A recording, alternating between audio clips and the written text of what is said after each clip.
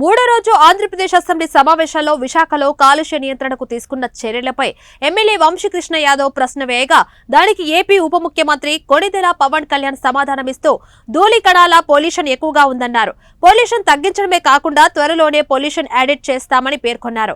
ఇక పోర్టుల్లో కొన్ని ప్రైవేట్ బెర్తులు పొల్యూషన్ కు కారకులుగా మారుతున్నాయని ఎమ్మెల్యే వంశీ తెలిపారు. అలాగే పొల్యూషన్ కారణంగా హిందుస్థాన్ గ్యాస్, ఎల్జీ పాలిమర్స్ వంటి పరిశ్రమలు మూతపడ్డాయని అనే విషయాన్ని ఎమ్మెల్యే గణబాబు చెప్పుకొచ్చారు. కాలుష్య కారక పదార్థాలన్నీ బహిరంగంగానే కనిపిస్తున్నాయి. పొల్యూషన్ ఎంత మేర ఉందనే విషయం తెలుసుకోవడానికి ఎక్విప్మెంట్ పెట్టాలని కోరారు. ఇక విశాఖ పారిశ్రామిక ప్రాంతంలో 40 లక్షల మేర మొక్కలు నాటారని డిప్యూటీ సీఎం పవన్ కళ్యాణ్ తెలిపారు. పొల్యూషన్ కంట్రోల్ బోర్డు కార్యాలయంలోకి ఎవరైనా వెళ్లి ఫిర్యాదులు చేసే అవకాశం కల్పిస్తామన్నారు. సభ్యులు లేవనెత్తిన అంశాలన్నీ వాస్తవాలే అని స్పీకర్ అయ్యన్న పాత్రుడు చెప్పుకొచ్చారు. త్వరలో విశాఖలో పర్యటించాలని అయ్యన్న కోరారు. తొందరలోనే విశాఖపట్నంలో పర్యటిస్తానని పవన్ చెప్పుకొచ్చారు. విశాఖలో జల, వాయు, శబ్ద కాలుష్యం తగ్గించేలా అన్ని రకాల చర్యలు తీసుకుంటామని డిప్యూటీ సీఎం పవన్ కళ్యాణ్ హామీ ఇచ్చారు. యారాడు కొండలు, సింహాచలం కొండలు, పైరు కైలాసగిరి కొండల మధ్యలో ఉంది. దాని స్థలాకృతి లక్షణం కారణంగా దీన్ని తరచుగా బౌల్ ఏరియా అని పిలుస్తారు.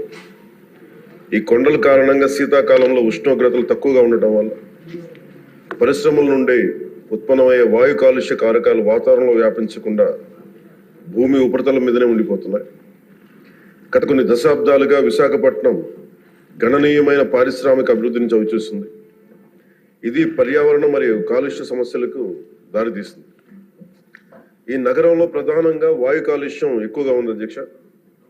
1960 నుండి విశాఖపట్నం పోర్ట్ అథారిటీ, హెచ్పిసిఎల్ మొదలైన బహుళ రంగ పరిశ్రమల స్థాపన మరియు వృద్ధి ఈ నగరాన్ని భారతదేశ పారిశ్రామిక పట్టణంలో ఒక ప్రధాన పారిశ్రామిక కేంద్రంగా చేసింది. పారిశ్రామిక వృద్ధి ఫలితంగా చుట్టుపక్కల వాతావరణంలో ధూళి కణాలు, సల్ఫర్ డయాక్సైడ్, నైట్రోజన్ డయాక్సైడ్ ఉద్గారాలు మరియు ఇతర కాలుష్య కారకాల సాంద్రత పెరిగింది. పరిశ్రమలు, ఇతర రంగాల నుంచి వెలువడే కాలుష్యాన్ని నియంత్రించేందుకు ఆంధ్రప్రదేశ్ కాలుష్య నియంత్రణ మండలి అనేక కార్యక్రమాలు, సమర్థవంతమైన చర్యలు చేపట్టి ఎప్పటికప్పుడు కార్యాచరణ ప్రణాళికలను రూపొందిస్తున్నది. ఏపీపీసీబీ యొక్క చొరవ నగరాన్ని సల్ఫర్ డయాక్సైడ్ మరియు నైట్రోజన్ డయాక్సైడ్ కాలుష్యం నుండి విముక్తి చేసింది. అయినప్పటికీ ధూళి కణాల కాలుష్యం ఒక సమస్యగానే మిగిలిపోయింది. 2009 సంవత్సరంలో కేంద్ర కాలుష్య నియంత్రణ మండలి సిపిసిబి విశాఖ నగరానికి సంబంధించి సమగ్ర పర్యావరణ కాలుష్య సూచిక సెపి స్కోరును 70.82గా లెక్కించి ఉండవలసిన ప్రమాణం 60 కంటే ఎక్కువగా ఉండడం వలన విశాఖపట్నంను తీవ్ర కాలుష్యం ఉన్న ప్రాంతంగా గుర్తించింది. కేంద్ర పర్యావరణ మరియు అటవీ మంత్రిత్వ శాఖ 13/1/2010 విశాఖపట్నం బౌల్ ఏరియాలో పరిశ్రమల స్థాపనకు మరియు విస్తరణకు మారిటోరియం విధించింది. ఇందువలన ఆంధ్రప్రదేశ్ కాలుష్య నియంత్రణ మండలి పరిశ్రమలు మరియు ఇతర భాగస్వాముల సమన్వయంతో బౌల్ ఏరియాలో ఉన్న పరిశ్రమలకు జాతీయ ప్రమాణాల కంటే ఎక్కువ కఠినమైన ఉద్గార ప్రమాణాలను, ఎమిషన్ స్టాండర్డ్స్ ను నిర్దేశించింది. ఉదాహరణకు పార్టికులేట్ మ్యాటర్ PM10 యొక్క గాఢత అంటే మిల్లీగ్రామ్ పర్ మెట్రిక్ క్యూబ్ దాదాపు 50 మిల్లీగ్రామ్ పర్ మెట్రిక్ క్యూబ్ గా జాతీయ ప్రమాణం 150 మిల్లీగ్రామ్ పర్ మెట్రిక్ క్యూబ్ కంటే గాను SO2 లెవెల్ 5 mg, జాతీయ ప్రమాణం 25 mg కంటే నిర్దేశించడం అయింది. ఈ కఠినమైన నిబంధనల కారణంగా పరిశ్రమలు కాలుష్య నియంత్రణ వ్యవస్థను అప్గ్రేడ్ చేశాయి మరియు గ్రీన్ విశాఖ కార్యక్రమం కింద విస్తారమైన గ్రీన్ బెల్ట్ ని అభివృద్ధి చేశాయి. ఈ చర్యల వలన సెపీ స్కోర్ 2013 నాటికి 70.82 నుండి 52.31కి తగ్గింది. 2013లో ministry of environment, forest and climate change comprehensive environment pollution index score నగరానికి సంబంధించి 60 కంటే తక్కువగా ఉండడం వలన పరిశ్రమల విస్తరణపై ఉన్న మారిటోరియంని ఎత్తివేసింది. కాలుష్యాన్ని నియంత్రించడంలో గణనీయమైన విజయం సాధించినప్పటికీ విశాఖపట్నంలో పరిశ్రమల విస్తరణ కార్యక్రమాల వలన మరియు సంబంధించిన ధూళితో కూడిన సరుకు రవాణా, కార్గో రవాణా మొదలైన తదనంతర కార్యకలాపాలు వాయు కాలుష్యం పెరగడానికి కారణమైనాయి. నగరంలో పార్టికులేట్ మ్యాటర్ అంటే ముఖ్యంగా కణ కాలుష్యం, దుమ్ము, ధూళి, మసి, పొగ ఈ లెవెల్స్ జాతీయ ప్రమాణాలు 60 మిల్లీగ్రాములు మించినందున వాయు నాణ్యత మెరుగుదల అవసరమని ఆంధ్రప్రదేశ్లోని మరో 12 నగరాలతో పాటు విశాఖపట్నంను నాన్ అటైన్మెంట్ సిటీలుగా సిపిసిబి గుర్తించింది. సిపిసిబి జీవీఎంసీ, జిల్లా పరిపాలన, రవాణా శాఖ, పరిశ్రమలు, పౌర సరఫరాల శాఖ వంటి సంబంధిత భాగస్వామ్య శాఖల సమన్వయంతో APPCB national clean air programme కింద నగరంలో వాయు కాలుష్య స్థాయిలను తగ్గించడానికి కార్యాచరణ ప్రణాళికను రూపొందించింది. ప్రభుత్వం సిపిసిబి, ఏపీపీసీబీ అన్ని భాగస్వామ్య శాఖలచే ఆమోదించిన కార్యాచరణ ప్రణాళిక అమలును నిశ్చితంగా పర్యవేక్షిస్తాం. పరిశ్రమల నుంచి వెలువడే వాయు కాలుష్య ఉద్గారాలు, పరిశ్రమల కార్యకలాపాలు, పట్టణ అవసరాలకు సంబంధించిన సరుకు రవాణా నుంచి వెలువడే ఉద్గారాలను నియంత్రించేందుకు ఏపీపీసీబీ పలు చర్యలను చేపట్టింది అధ్యక్ష.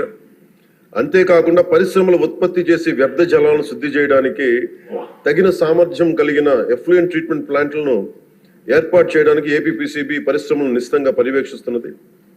విశాఖపట్నం నగరంలో ఉత్పత్తి అయ్యే మురుగునీటిని జీవీఎంసీ నిర్మించిన 5 మేజర్ సువేజ్ ట్రీట్మెంట్ ప్లాంట్స్ ని 13 మినీ ఎస్టీపీలను మళ్లించడంతో పాటు నిర్దేశిత ప్రమాణాలకు అనుగుణంగా ఎస్టీపీ అవుట్లెట్ వద్ద కాలుష్య స్థాయిని పర్యవేక్షించడం ద్వారా నీటి కాలుష్యానికి అవకాశం లేకుండా వీలు కల్పిస్తూ ఉంది. జీవీఎంసీలో ఉత్పత్తి అయ్యే మున్సిపల్ ఘన వ్యర్థాలను వేస్ట్ ఎనర్జీ ప్లాంట్ శుద్ధి చేసి 15 మెగావాట్ల విద్యుత్తును ఉత్పత్తి చేస్తున్నారు అధ్యక్ష. దీనిని కాపులుప్పాడలో జిందాల్ అర్బన్ వేస్ట్ మేనేజ్మెంట్ ఏర్పాటు చేసింది. ఇది బహిరంగ ఘన వ్యర్థాల దహనం మరియు మున్సిపల్ సాలిడ్ వేస్ట్ డిస్పోజల్ సమస్యను తొలగించింది.